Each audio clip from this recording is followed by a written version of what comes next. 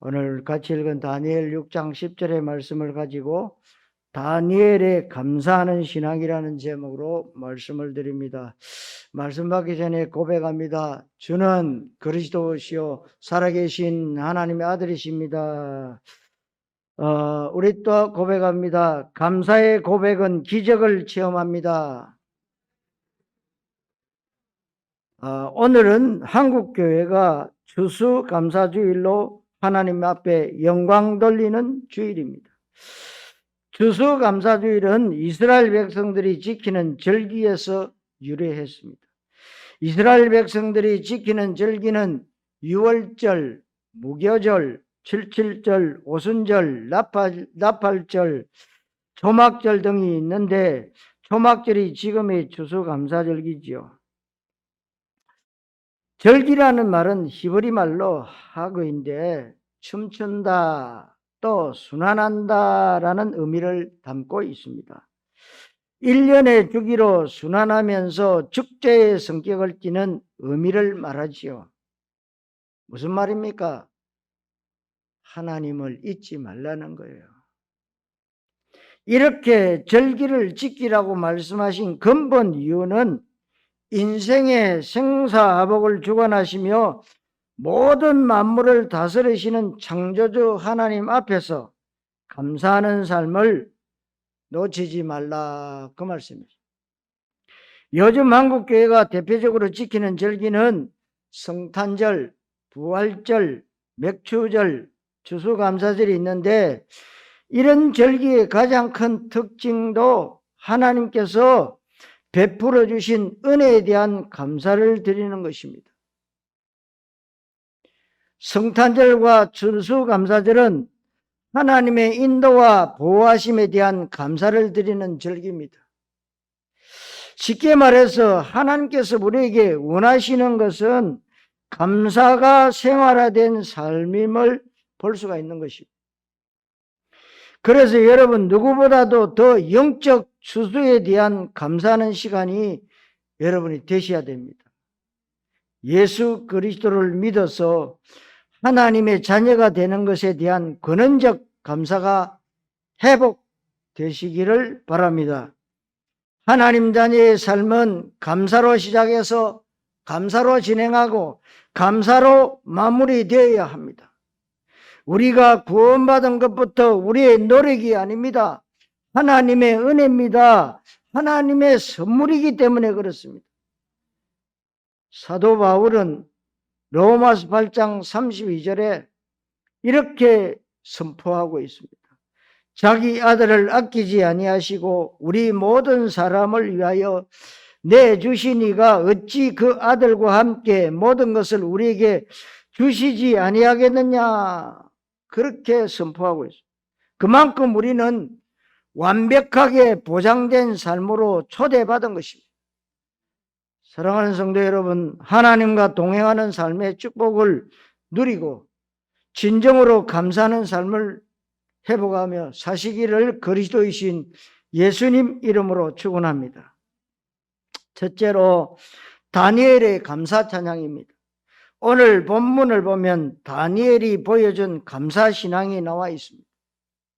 다니엘은 어린 시절에 바벨론의 포로가 되어서 다민족처럼 외국에서 삶을 산 인물입니다. 사실 우리가 가지고 있는 삶의 어려움과는 비교할 수 없을 만큼 환경 속에, 그런 어려운 환경 속에 있었습니다. 어떤 면에서 보면 하루하루의 삶이 긴장과 살얼음판을 걷는 것과 같았습니다. 그런데 이렇게 어렵고 힘든 삶의 여정 속에서 그는 원망과 불평과 좌절하는 것이 아니라 하나님 앞에서 감사의 삶을 살았습니다.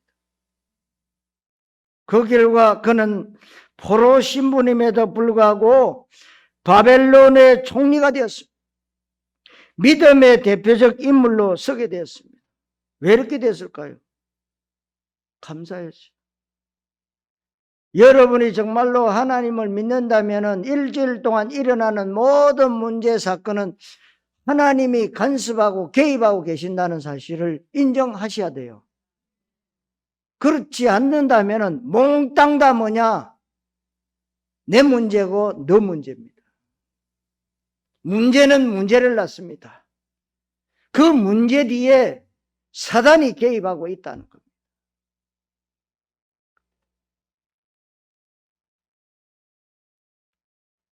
본문 말씀을 통해서 성도 여러분, 다니엘이 감사신앙을 본받아 삶의 모든 현장 속에서 복음의 선한 영향력을 입혀나가는 정인 되시기를 그리스도이신 예수님 이름으로 축원합니다. 두 번째로 절대 감사입니다. 다니엘이 바벨론 포로로 잡혀갔던 시기의 나이는 대략 16세 정도 되었을 때였습니다. 여러분이 실제로 포로가 되어지 못했기에 실감이 나지 않을 테지만 모든 것이 불안 그 자체였을 것입니다. 어떤 위협이 도사리고 있는지, 어떤 일이 일어날지 예측할 수 없는 상황 속에 처해 있었습니다. 다니엘서의 말씀을 보면 실제로 다니엘이 생사를 넘나드는 위기의 순간을 여러 번 만났던 것을 알 수가 있습니다. 다니엘은 바벨론의 포로로 잡혀온 후에 느부갓네살 왕의 명령에 따라 황실 장학생으로 뽑히게 되었습니다. 그리고 3년간의 연수기간을 거쳐서 바벨론 제국의 고급 공무원으로 발탁이 됐습니다. 이런 과정 속에서 다니엘은 우상으로 가득 찬 바벨론 문화에 휩쓸리지 않고 하나님만 의지하고 믿음으로 살겠다고 뜻을 정했습니다. 세상에 살지만 세상에 물들지 않는 구별된 자로서 살겠다는 믿음의 결단을 했던 것입니다. 한 번밖에 없는 인생, 여러분 어디에 속해 있을까? 여러분들이 생각하시면 됩니다. 하루하루 삶이 하나님 안에 있느냐 아니면 세상 속에 있는가? 여러분들이 생각해 보시면 됩니다. 이런 다니엘의 중심과 결단을 보시고 하나님께서 다른 사람들 위해서는 놀라운 증거를 보여주셨습니다. 그런데 첫 번째 위기가 발생했어요. 느부갓네살 왕이 꿈을 꿨는데 그 꿈 때문에 밤잠을 이루지 못할 정도로 번민이 심했습니다. 그래서 당시에 바벨론의 지혜자로 불리던 박수와 술객과 점쟁이, 무당, 갈대아 술사들을 불러서 그 꿈을 해석해 달라고 요청했습니다. 그런데 황당한 것은 자신이 무슨 꿈을 꿨는지, 그 꿈의 내용이 어떤 것인지 먼저 말하고 나서 해석해 달라는 요청을 한 것입니다. 참 기상천외한 요구였지요. 우리가 보통 이런 꿈을 꿨다 이러면 해석이 빠를 거 아닙니까? 그런데 내가 무슨 꿈을 꾸었는지, 그 꿈의 내용이 무엇인지 그걸 먼저 말하고 해석해 달라. 그러니까 어쩌겠습니까? 아니, 어마어마한 왕인데요. 왕이 명령하는데요. 그런데 그들은 이러지도 저러지도 못하고 오직 신만이 할 수 있는 일이라고 둘러댔습니다. 느부갓네살 왕은 이런 반응에 격노해서 전국에 있는 지혜자들을 다 멸하고 죽이라고 명령했는데 다니엘과 세 친구도 그 속에 포함됐어요. 이때 다니엘과 세 친구는 함께 하나님께 기도했습니다. 여러분들이 정말로 내가 감당할 수 없는 어려움이 있습니까? 여러분들이 해결하려고 돌아다니지 마세요. 하나님 앞에 기도하세요. 그리고 하나님께서 느부갓네살 왕의 꿈과 그 해석을 알려주었습니다. 다니엘 2장 23절을 보면 이런 하나님의 은혜에 감사하는 고백을 드렸습니다. 나의 조상들의 하나님이여, 주께서 이제 내게 지혜와 능력을 주시고 우리가 주께 구한 것을 내게 알게 하셨사오니 내가 주께 감사하고 주를 찬양하나이다. 곧 주께서 왕의 그 일을 내게 보이셨나이다 하니라. 이러한 감사 신앙을 가졌던 다니엘은 바벨론의 종리로 서게 되었으며 바벨론 지역에 하나님의 이름을 높이는 삶을 살았습니다. 그런데 오늘 본문에 보면 다니엘이 더 큰 위기에 처했을 것을 볼 수 있습니다. 세월이 한참 흘러서 바벨론이 망하고 메대 바사를 다스렸던 통치자 다리오 왕이 들어섰을 때의 상황이었습니다. 여기서도 다니엘은 여전히 3명의 총리 중 1명이 되었고 대표 총리 역할을 감당하고 있었습니다. 그런데 다른 총리들과 고관들이 자기 민족이 아닌 포로 출신이 최고위직에 오르자 다니엘을 음해할 거리를 찾았던 것입니다. 그들은 다니엘이 매일 여호와 하나님께 기도하는 것을 알고 앞으로 30일간 왕 외에는 다른 신에게 기도하는 자가 있으면 색출해서 처형해야 한다고 주장했습니다. 말하자면 일제 단속 기간을 가지라는 것입니다. 이제 13일부터 마스크 안 쓰면 10만 원 벌금입니다. 단속이 시작이 됐죠. 그런데 이 단속은 벌금만 내면 되지만은 단속에 걸리면은 사자굴에 들어가요. 죽는 겁니다. 이렇게 해서 특별법이 제정 공포되었는데 다니엘을 넘어뜨리기 위한 흉계였잖아요. 그러나 다리오 왕은 아무것도 모른 채 왕이 의인을 찍었습니다. 다리오 왕, 당신이 최고왕입니다. 이러니까 뭐래요? 자꾸 띄우니까요. 그렇지. 교만이 들어갔죠. 그 여러분, 교만하면요, 이게 사리 판단이 흐려져요. 그러니까 도장을 찍어버렸다. 이때 다니엘이 어떻게 했습니까? 다니엘이 이 조서에 왕의 도장이 찍힌 것을 알고도 자기 집에 돌아가서는 입방에 올라가 예루살렘으로 향한 창문을 열고 전에 하던 대로 하루 3번씩 무릎 꿇고 기도하며 그의 하나님께 감사하였더라. 다니엘의 기도 속에 감사는 절대 감사였습니다. 우리는 잘 되면 감사하고 안 되면요 불평하고 원망하고 불신앙합니다. 다니엘은 죽을 줄 뻔히 알면서도 하나님 앞에 감사 기도를 드린 것입니다. 법을 어기면 사자굴에 들어가서 처참하게 굶주린 사자의 밥이 된다는 것을 알고 있었습니다. 이런 사실을 알고서도 전에 하던 대로 하나님 앞에 하루 3번씩 무릎 꿇고 감사 기도를 드렸다 그랬어요. 여러분 같으면 어떻겠습니까? 하루에 3번씩 기도하더라도 하나님, 내가 기도하면 죽는데 어쩌면 좋겠습니까? 이렇게 했을 거 아닙니까? 그런데 전에 하던 대로 하나님 앞에 감사했다. 본문의 상황을 보면 고난도 역대급이었고 감사도 역대급이었다는 겁니다. 다니엘은 인간의 생사복, 역사의 흥망성쇠를 지고 계시는 분은 바로 여호와 하나님이라는 것, 자신이 이런 하나님의 자녀라는 사실을 고백하고 있었기에 감사할 수 있었던 것입니다. 다니엘의 절대 감사는 결국 사자의 입을 봉했습니다.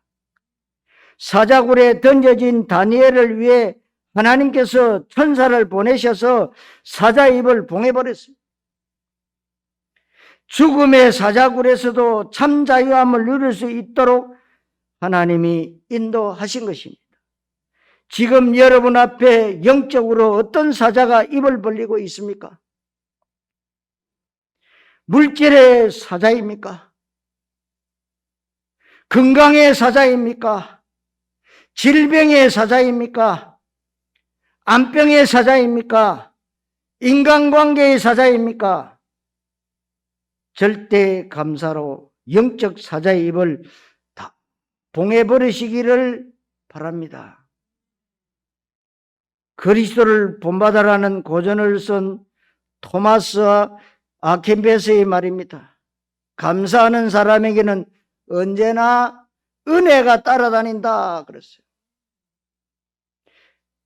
여러분들은 어떤 일이 있어도요, 감사하세요.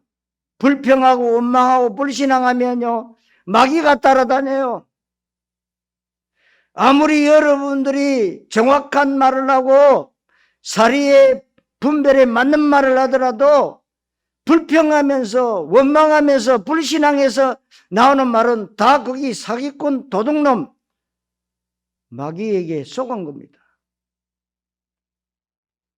여러분은 한 번도 빠짐없이 이런 절대 감사, 절대 은혜의 축복 맛보시기를 바랍니다. 성도 여러분, 날마다 믿음의 성장을 이루어가는 증거가 있기를 그리스도이신 예수님 이름으로 축원합니다. 세 번째로 감사의 힘입니다. 16절 이후에 보면 다리오 왕은 자신이 이미 금령에 도장을 찍었기 때문에 다니엘을 사자굴 속에 던져 넣을 수밖에 없었습니다. 그리고 괴로워서 식음을 전폐하고 연애를 거치고 밤새 잠을 이루지 못하다가 새벽에 사자굴로 가서 이렇게 외쳤습니다. 20절에 다니엘이 든 굴에 가까이 이르러서 슬피 소리질러 다니엘에게 묻되 살아계시는 하나님의 종 다니엘아, 네가 항상 섬기는 네 하나님이 사자들에게서 능히 너를 구원하셨느냐? 그런데 놀랍게도 다니엘의 음성이 들려왔습니다.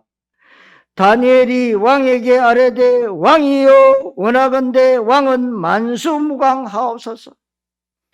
나의 하나님이 이미 그의 천사를 보내어 사자들의 입을 봉하셨으므로 사자들이 나를 상해하지 못하였사오니 이는 나의 무지함이 그 앞에 명백함이오며 또 왕이여 나는 왕에게도 해를 끼치지 아니하였나이다 하니라.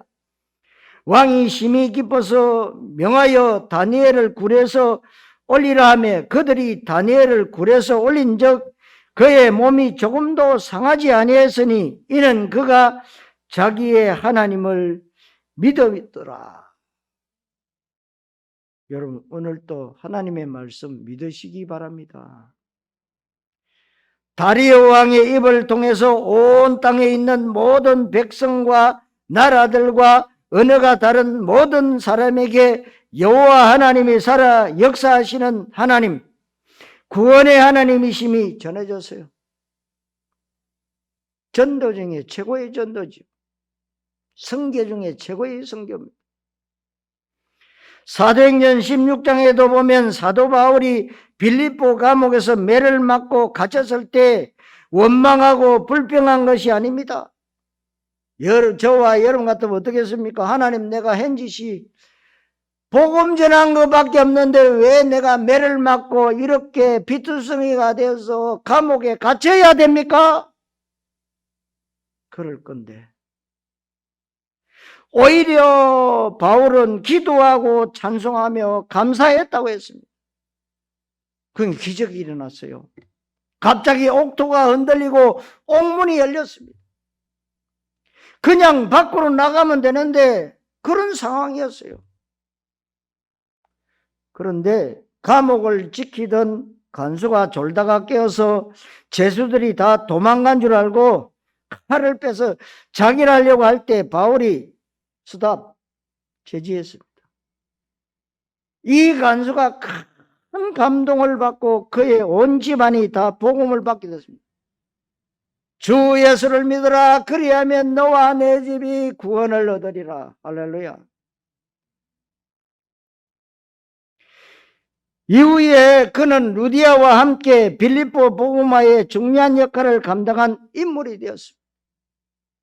우리가 감사할 때 하나님의 나라가 확장되는 캠프 인생을 살게 됩니다.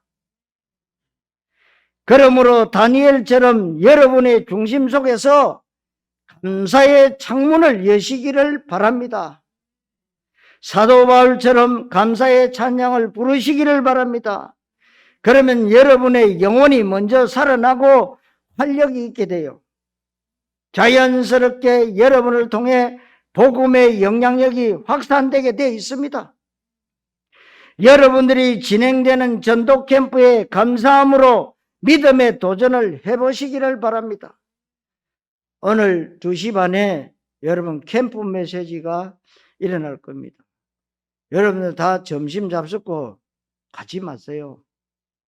이번 주하고 다음 주는 조금 제 말도 좀 듣고 그러세요. 뭐 집에 가도 별 볼 일이 없잖아요. 예? 부탁드립니다.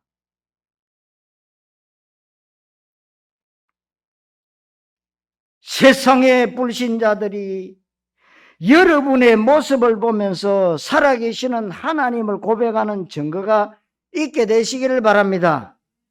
성도 여러분, 하나님 나라 확장의 산증인들이 다 되시기를 그리스도이신 예수님 이름으로 축원합니다. 자, 결론입니다. 다니엘의 형통한 삶이에요.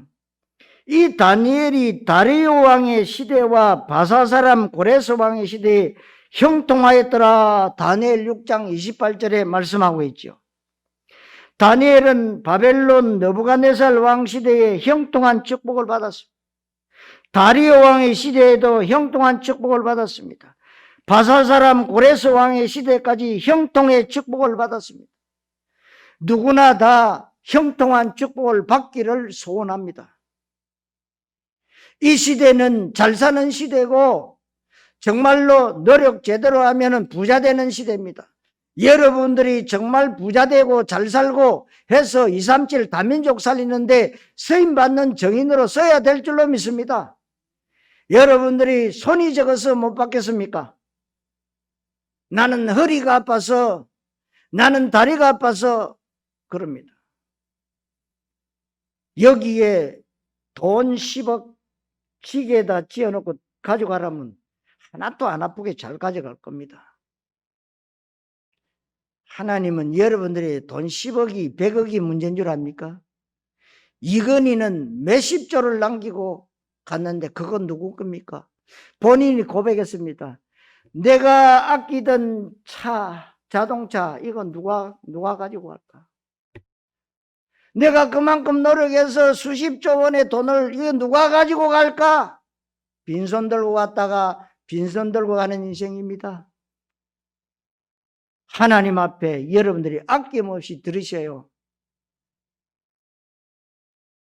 그러면 여러분 후대들이요, 여러분 자녀들이요, 복의 근원이 돼요. 아멘! 저는 정인입니다. 우리 집안 보면서 정인입니다. 여러분들에게 그냥 말로 얘기하는 게 아닙니다. 저는 여러분들이 보다시피 산전수전 공중전까지 다 겪은 사람이에요. 어릴 때부터 신학에서 돌아다닌 게 아니에요. 여러분 아시다시피 내가 나이 50살에 안수받았잖아요. 하나님, 내 같은 사람이 목사 되면 하나님이 곤란합니다. 그런데 하나님이 나를 억지로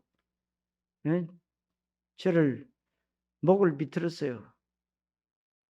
그래서 여러분들에게 한 말이 있습니다. 여러분들이 싫으면 언제든지 말해라. 내가 봉고차 타고 완도에서 들어왔으니까 그 차 타고 나가고 더 좋은 하나님이 원하시는 주의 종이 오시면 된다. 그 말을 했더니 여러분들 싫다고 했죠. 그만해라. 제가 밥 세 끼 먹으려고 여기 완 줄 아십니까? 하나님이 하실 일이 있기 때문에 여기 순종하러 간 겁니다. 그렇다면 여러분들이 제 말을 좀 믿으세요. 제 말이 아니라 하나님의 말씀이 맞다면 여러분들이 좀 순종하면 그게 여러분의 축복이 되는 거예요. 목사가 여러분들을 구렁텅이로 빠뜨리겠습니까? 잘못되게 하겠습니까? 여러분이 잘 돼야 저도 잘 되는 거예요. 여러분이 부자 돼야 저도 부자 되는 거 아닙니까?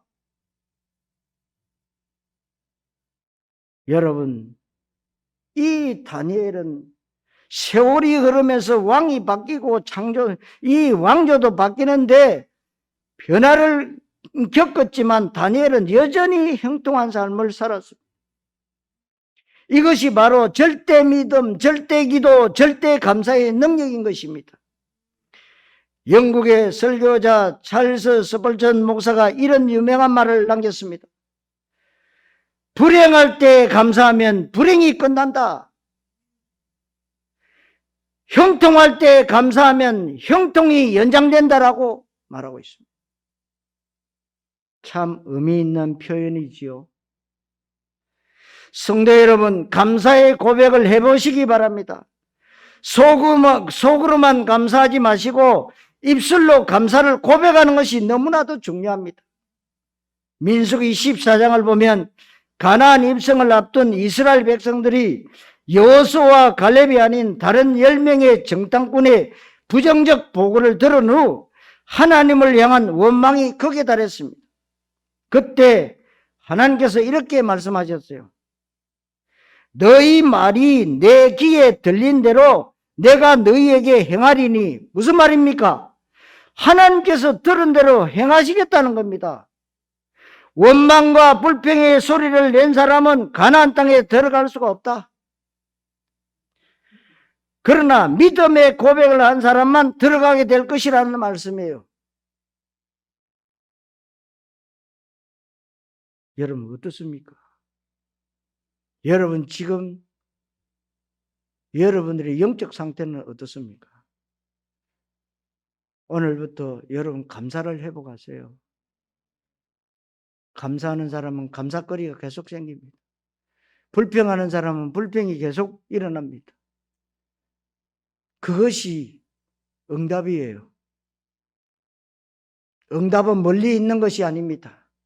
내 생각 속에 있고 내 마음 속에 있는 것입니다.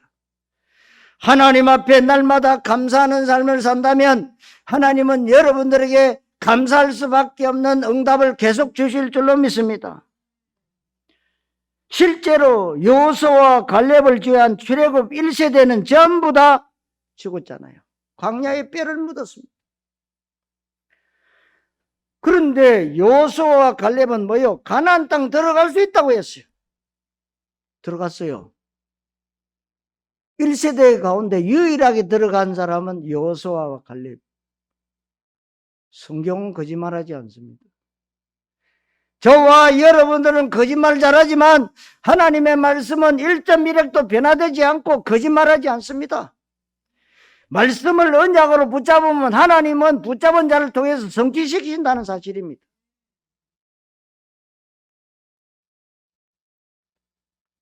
성도 여러분, 원망과 불평은 우리를 영적 침체에 빠지게 합니다. 영적 성장을 결정적으로 방해한다 그 말입니다. 여러분의 생각에 속지 마시기 바랍니다. 다니엘처럼 절대 믿음, 절대 기도, 절대 감사의 삶을 통해 하나님이 하시는 일을 가는 곳마다 밝혀드려내는 생명구원의 주역들이 다 되시기를 그리스도이신 예수님 이름으로 축원합니다. 기도하겠습니다. 하나님 감사합니다. 복된 교회를 복되게 하시고 복의 근원으로 삼아서 237 다민족 살리는 정인으로 쓸 수 있도록 복된 교회 모든 성도들을 축복하심을 감사합니다. 다니엘의 감사하는 신앙을 통해서 우리가 정말로 내 개인의 보름, 가정의 보름, 교회의 보름을 통해서 절대 감사를 회복하는 보름이 될 수 있도록 축복해 주옵소서. 그리스도이신 예수님의 이름으로 기도하옵나이다. 아멘.